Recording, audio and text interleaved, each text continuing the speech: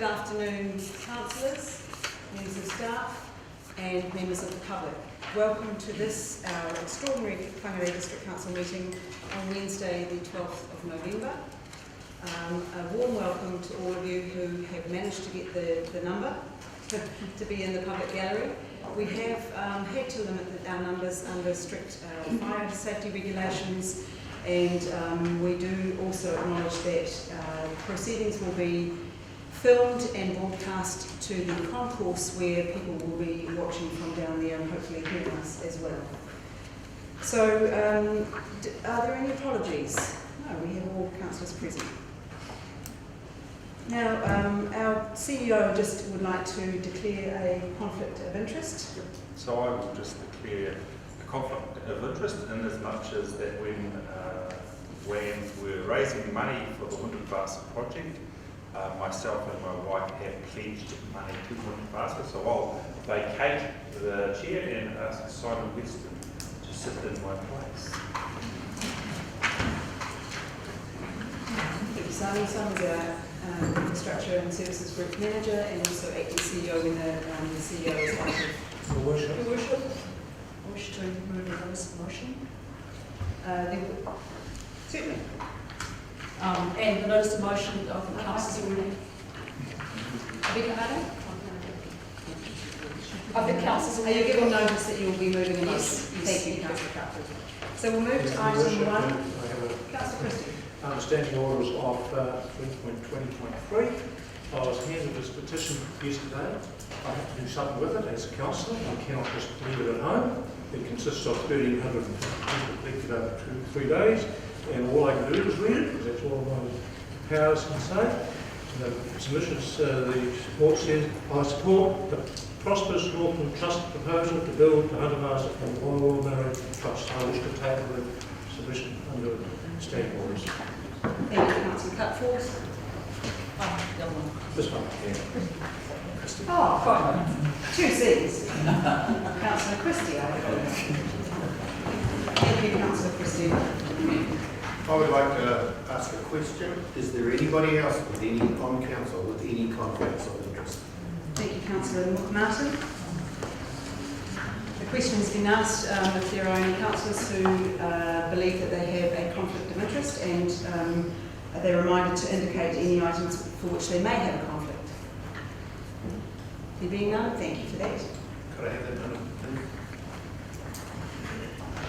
So item 1, we have a notice of motion. Do we have a mover and a seconder for the motion? And you're moving the, as it reads, Yes, I wish to move the following notice of motion. I'll read it out for the benefit of the councillors and the public here. That this council again rejects the Whangarei proposal for redevelopment of the former Harbour Board NRC building, and that this council continues to progress other options. And do we have a seconder for that? Councillor Brereton. Thank you, Councillor. We wish to thank you. This notice of motion is not an opportunity for us to debate the pros and cons of the proposals.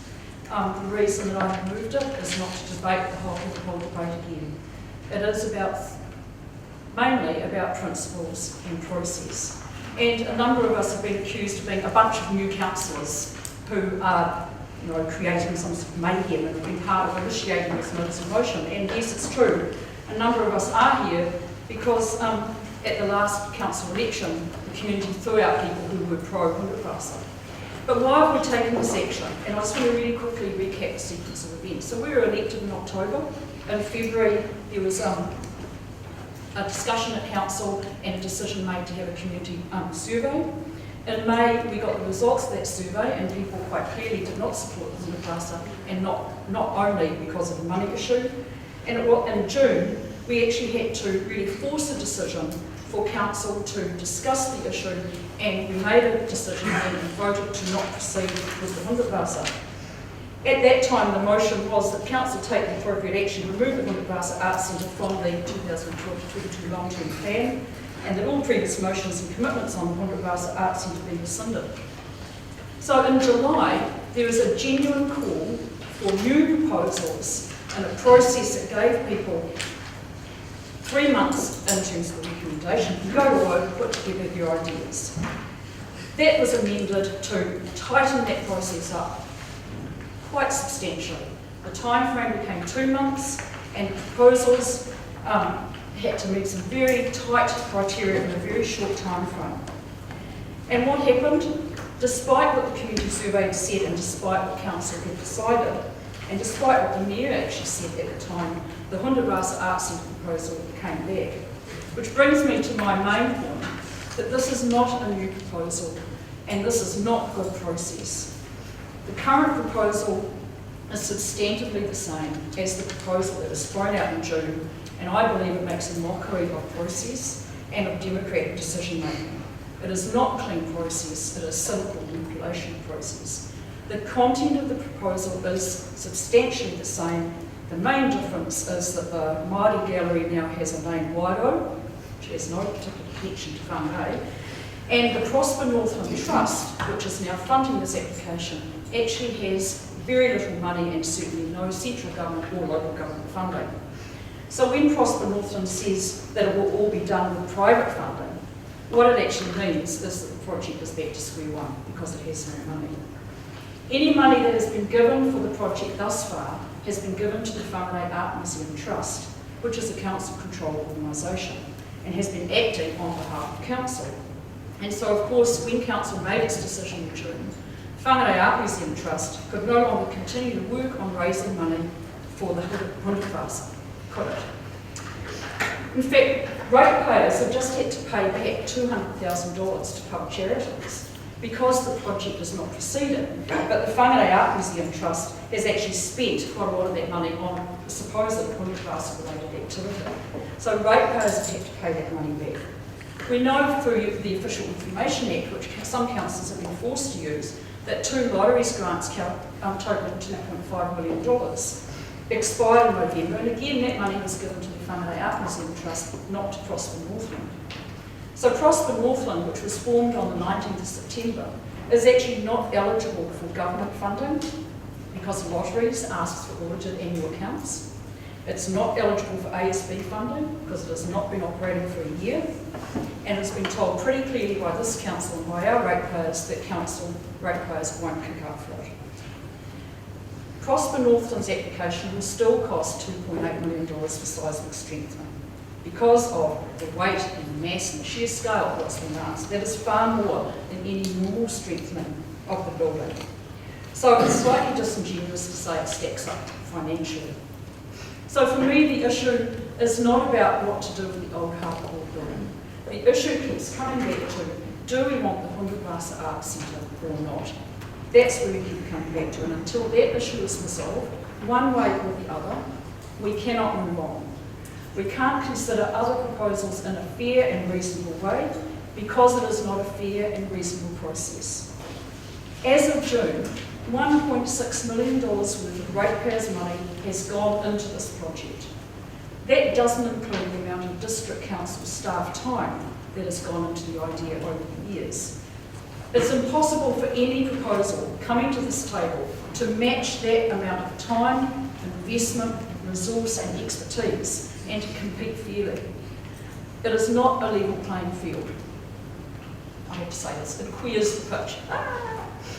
The race is handicapped, one proposal is advantaged. And so, to me, it's impossible for this council to move on until a full and final decision is made again on the Whangarei. The issue has divided this council and it has divided this community. It's taken precious time and precious energy away from other council projects. A year later, we are no further ahead than we were when I first entered this council. The community is sick of it, and rightly so, and I'm basically asking fellow councillors to ratify the decision that we made in June so that we can move on with representing our community. We made a decision then. I'm asking councillors to stick to it. We need to make a stand and we need to take a lead from our community and move on. Thank you. Why reject the Whangarei? The primary reason is democracy needs to be upheld. In April, 53% opposed, and of that 53%, only 43% gave reasons other than the financial impact. That's 43% of that 53%. So only 10% gave their reason as a financial impact. 28% supported, only 11% supported strongly. Only 11%. We have to vote, if we have to vote on this project again, we have not upheld democracy. Let's look at the new Hunter Vasa proposal. The only new about it is the promise of private funding, and note I said promise. Okay, who are we from? The underwriter for any losses is Prosper Northland Trust. They've only yesterday suggested that they could extend their 4-year underwrite to 10 years. I mean, how can you take that seriously? If they, just like that, they can change what they can do. Now, the big thing there too is who is going to underwrite. They say they, Prosper Northland Trust, but is it an individual? Is it a company? Is it an agency? Nobody's been declared. After 10 years, and remember just yesterday it was 4 years of underwriting by a mysterious group, the HAC, the Hunter Vasa project, is generally gifted, along with all its OPEX and, let's not forget the maintenance, gifted back to the ratepayer of the Whangarei district.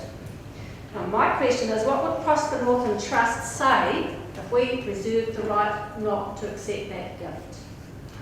So important is the bare fact that this revised proposal has come back to the table after only a few months of this council passing a resolution not to proceed with it. We've asked for new proposals. Well, what a farce that's been. The spin that's been accepted by some is absolutely unbelievable.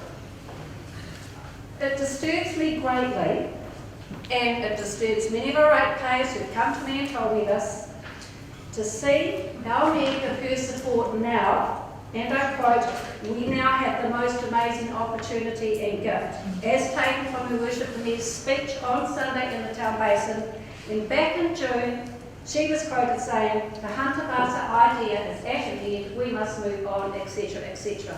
I have lost faith in this leadership, given the nature of this behaviour. How many times? Members of the public, please. How many times do we have to ask our community if they want it? Back in 2012, 83% said they didn't want it. Are we going to continue to ignore our majority? Are we truly happy to continue down this undemocratic fiasco of a process to date since June? That's how ridiculous this council is looking. And without the leadership I would have expected since the June vote. Leadership that should have directed our move forward, and one that showed respect for the democratic process up to the June vote. Councillor Benton. Any other councillors wish to speak?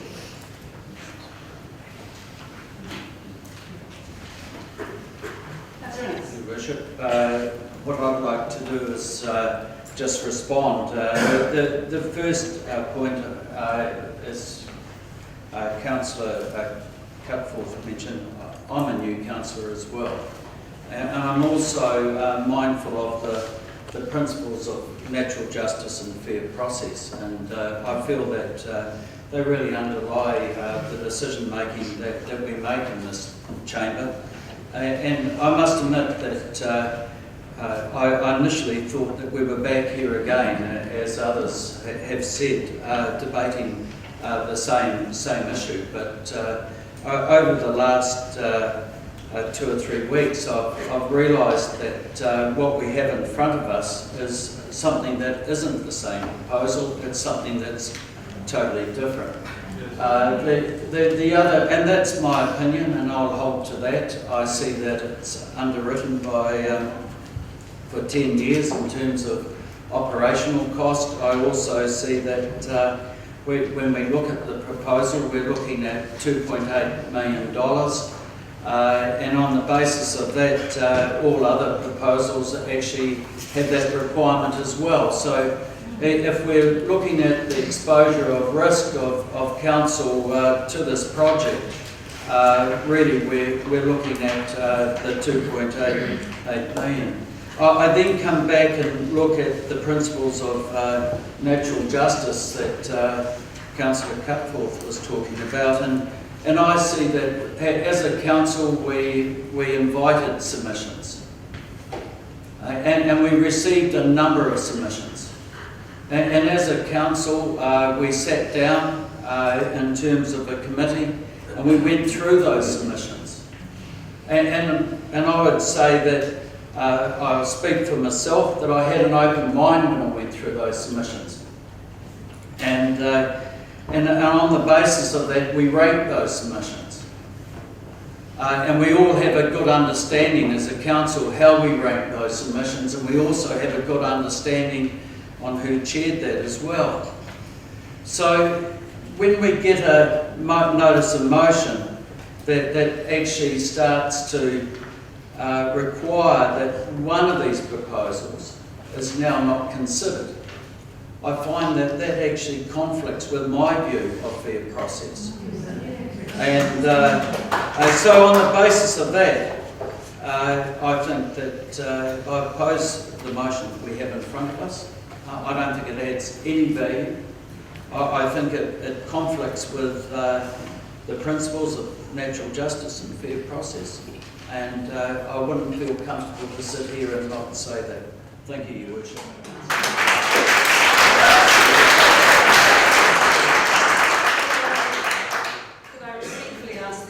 To refrain from applause or comment. Thank you. Any other councillors wish to speak? Councillor McLaughlin. Thank you, Richard. It's the first time I've used this, so just briefly, the proposal, the recommendation that was passed in July clearly states that it invites proposals. Clearly. It doesn't say that one's not to be considered, that one's not to be considered. You know, if we've done this 6 years ago, we possibly wouldn't be sitting here today. We had something built down there. Thank you, Councillor McLaughlin.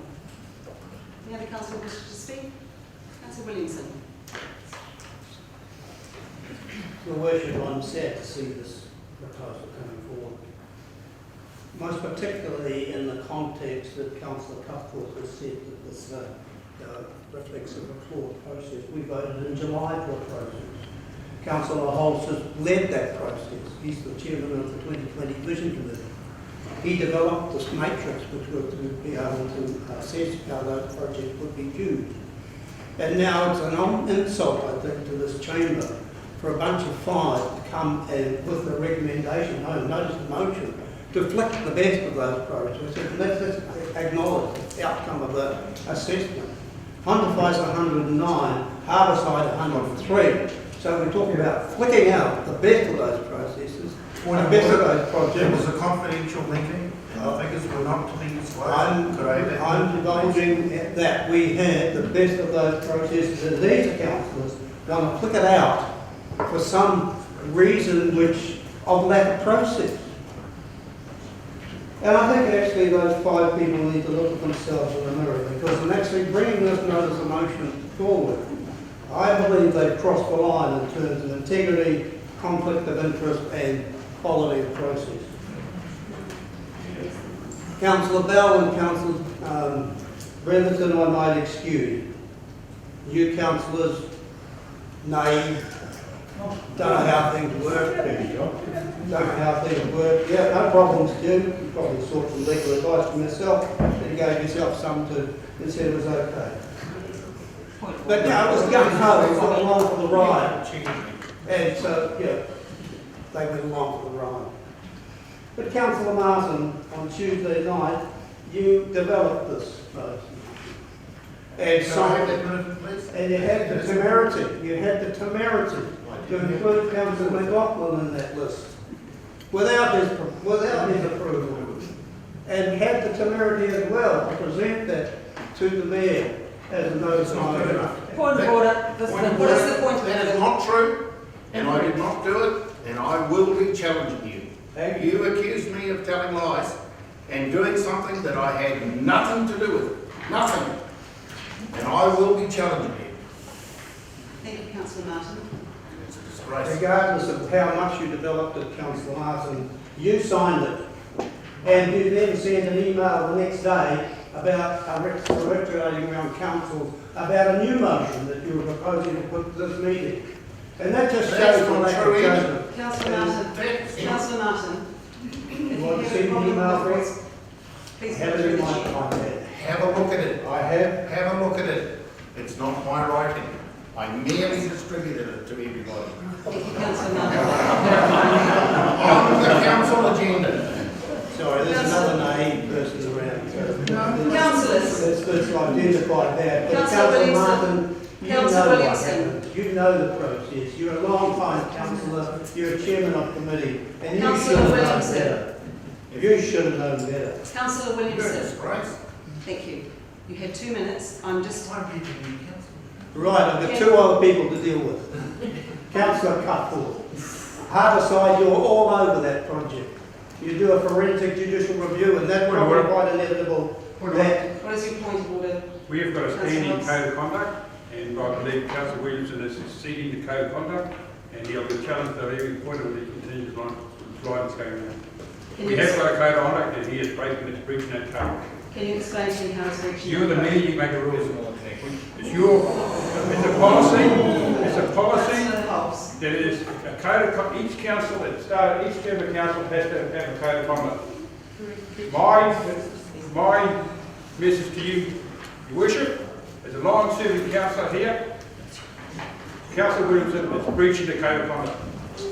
And there's specific rules around that, and Councillor Williamson needs to take some rules advice on. Councillor Williamson, I will expressly ask you to keep to fact. I am comfortable that the councillor challenges other councillors. I think that is a fair point, but I do think that you need to be careful of fact. Thank you. regardless of, I am speaking fact, but regardless and recognising your ruling, Councillor, Your Worship, any forensic judicial review will reveal the facts, and you can't, if you want to hide behind code of conduct, that's fine. But outside parties have a look at this process, and the process has been led by Councillor Hobbs. Well, aren't you just a cutie, Councillor Hobbs? You want to leave this process. You have been precious about the process from which the notice of motion in July came through the 2020 Vision Committee, developed the matrix by which you assess these, and the expectation was that 2020 committee would bring that best project to this council.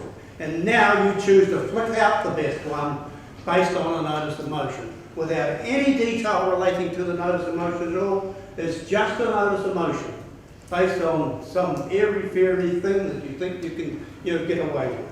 So, in every respect, I respect the notion that perhaps we can't talk about the way that some councils have behaved in this process. But that will be subject to outside looking at it. You'll have to swear on oath what you did, how you went about it. And so I'm suggesting you better start looking at yourself in the mirror. Councillor Glenn. I'm pretty much over this, just to put it bluntly. We've had, as the public can now see, how we conduct ourselves. How on earth are we supposed to be reasonable thinking people, supposedly reasonably thinking people, when we could not even look at ourselves in this room without insulting each other? And I've put up for a whole year of this, on this one particular subject. And you think Nightmare on Elm Street was bad? Come in here and see the trick-or-treating that goes on. That's absolutely disgusting. The whole thing. It's pit against pit. There is no fairness or reasonableness anymore. We seem to have lost. What is your point, Councillor McLaughlin? I ask you to ask Councillor Green to step to the...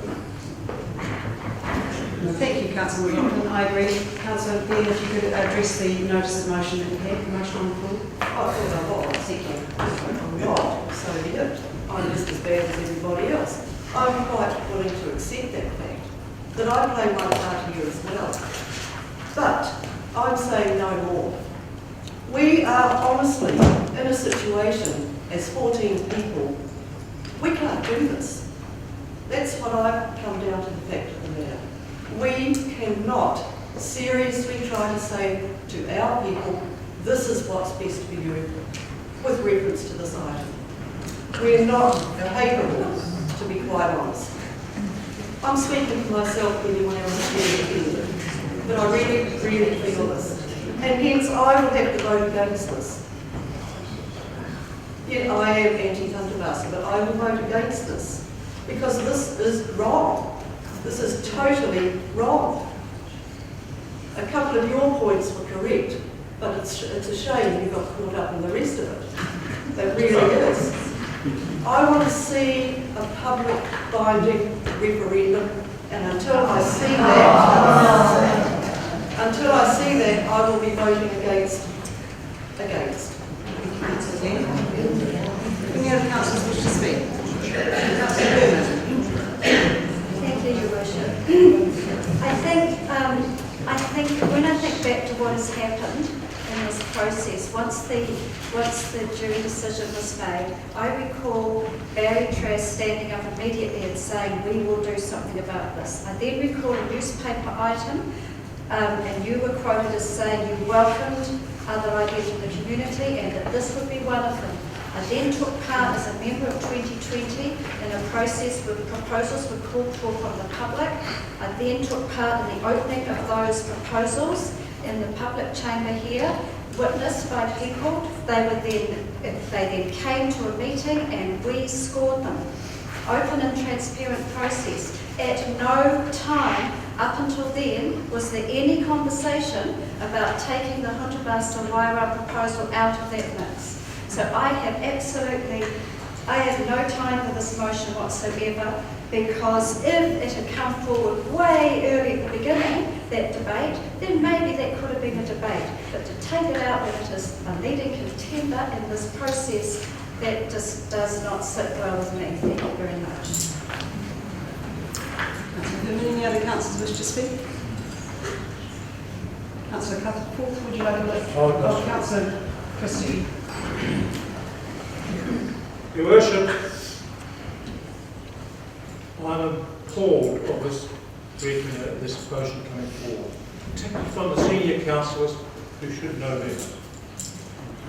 And I'm talking solely on process. We had in July a motion on council that we put it out to the public for proposals to come in. The chairman, one thing that was in this chamber, somebody asked the chairman of 2020, does that include the Huntervasa? And he said, yes, that was allowable.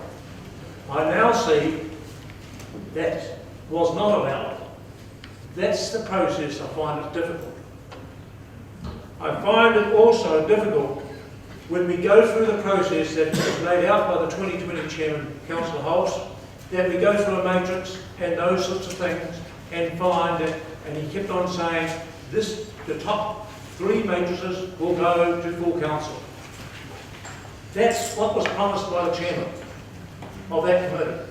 We went through that process, only to find the chairman of that process was saying no to them, no to it and scrapping one. I find, and the senior councillors and chairs were supporting it. I find it appalling. That is the process I cannot live with. I think it is, and those chairmen that should know better.